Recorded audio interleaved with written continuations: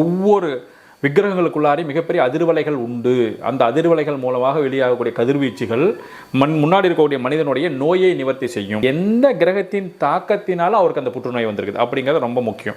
அப்போ அந்த கிரகத்தை நம்ம சரி பண்ணணும் அப்படின்னா எந்த நாட்களில் அந்த கோயிலுக்கு போகணும், எந்த நட்சத்திரத்தில் போகணும். ஆதி சித்தர் டிவி நேயர்கள் அனைவருக்கும் வணக்கம். பெற்றோரையும் சித்தர்களையும் நேசிப்போம், இயற்கையை பாதுகாப்போம்.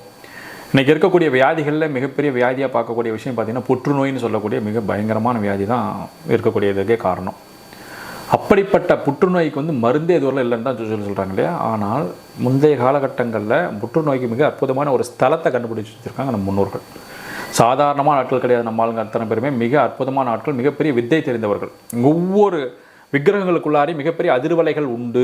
அந்த அதிர்வலைகள் மூலமாக வெளியாகக்கூடிய கதிர்வீச்சுகள் முன்னாடி இருக்கக்கூடிய மனிதனுடைய நோயை நிவர்த்தி செய்யும் அப்படின்னு கண்டுபிடிச்சிருக்காங்க. ஒவ்வொரு கல்லுலையுமே ஒவ்வொரு விஷயங்கள் உண்டு. இப்போ பார்த்தீங்கன்னா அப்படின்னா கிரானைட் கல் நம்ம பார்க்குறோம், டைல்ஸ் கல் நம்ம பார்க்குறோம், இது மாதிரி ஒவ்வொரு கல் பார்க்குறோம் இல்லையா. அது மாதிரி ஒவ்வொரு கற்கள்லையுமே மிகப்பெரிய வைப்ரேஷன்ஸ் உண்டு. அந்த வகையில் நான் சொல்லக்கூடிய ஆலயத்தில் இருக்கக்கூடிய கற்களுக்கு புத்துநோய் கிருமிகளை அளிக்கக்கூடிய வைப்ரேஷன் உண்டு. அதே சமயம் அங்கே போய் வழிபாடு செய்யும் பொழுது ஆட்டோமேட்டிக்காக புற்றுநோய் குணமாயிரும்.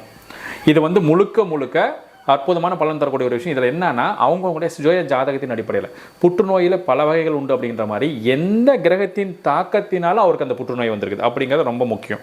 அப்போ அந்த கிரகத்தை நம்ம சரி பண்ணணும் அப்படின்னா எந்த நாட்களில் அந்த கோயிலுக்கு போகணும், எந்த நட்சத்திரத்தில் போகணும், போகும்பொழுது எந்த மாதிரி விஷயங்களை நம்ம பண்ணிட்டு போகணும். தாருகாவனேஸ்வரர் அப்படிங்கிறவர் தான் அந்த தெய்வத்தினுடைய பேர். இது எங்கே இருக்குது அப்படின்னா திருச்சியிலேருந்து குளித்தலை போகிற வழியில் இருக்குது. அங்கே இருக்கக்கூடிய முருகப்பெருமான் பார்த்தீங்கன்னா பாதசோடு போட்டிருப்பார், பாதக்குரோடு போட்டிருக்கக்கூடியவர்.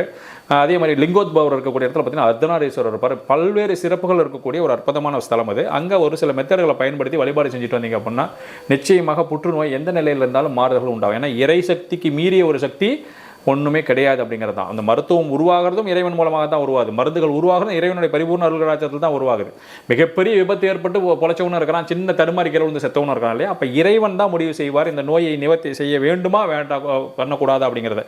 அந்த நோயை நிவர்த்தி செய்யணும் அப்படின்னா அதுக்கு நவகிரகங்கள் சப்போர்ட் பண்ணும். அந்த நவகிரகங்கள் எந்த நிலையில் இருக்கிறத கண்டறிஞ்சு இப்போ ஒரு விஷயத்துக்கு போகிறோம் அப்படின்னா சண்டைக்காரங்காலில் விழுந்துடும் பிரச்சனையே முடிஞ்சு போச்சு. சாட்சிக்காரங்காலில் விழுந்து என்னை காப்பாற்றுன்னு சொல்கிறத விட சண்டைக்காரங்காலே விழுந்துடணும். அது மாதிரி இறைவனை எந்த ரூபத்தில் எப்படி போய் வழிபட்டால் நம்ம பிரச்சனை தீருங்கிற சூட்சமத்தை நம்ம தெரிஞ்சுக்கிட்டோம்னா நிச்சயமாக கர்மவினைகளை நம்மளால் வெல்ல முடியும். அதற்கும் யாராவது ஒருத்தர் வழிகாட்டி செஞ்சால் மட்டும் தான் பண்ண முடியும் இல்லையா.